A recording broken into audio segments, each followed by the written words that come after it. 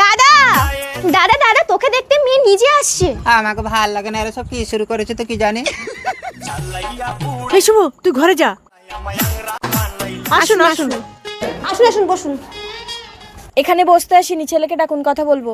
কি হলো সেটি দেখার আগে এক পাশে যদি টাকার বস্তা আর অন্য পাশে যদি তোমার দুঃখিনী মাকে রাখা হয় তাহলে তুমি কোনটি বেছে নিবে? তুমি যদি আমার মতো মাকে বেছে নাও তাহলে ভিডিওটিতে একটি লাইক করে চ্যানেলটি সাবস্ক্রাইব করে দাও, আর তুমি যদি টাকাকে বেছে নাও তাহলে কিছুই করার দরকার নেই। দিদি মেয়ে কি বলে? চুপ কর ছোট, এখন যুগ পাল্টে গেছে। এই শুভ, হ্যাঁ মা বলো। এই কথা বল।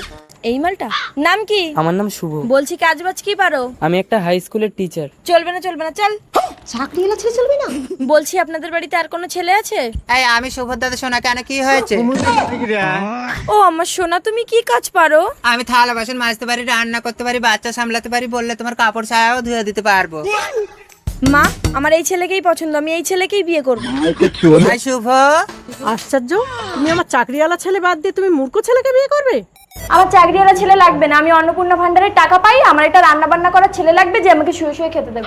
দেখেছিস শুভ, তোকে কতবার বলেছি তুই লেখাপড়া শিখিস না, তোর কপালে মেয়ে জুটবে না। এখন তুই হাট করে থাক। এসো বেবি। সত্যি আজকাল শিক্ষার কোনো মূল্য নেই।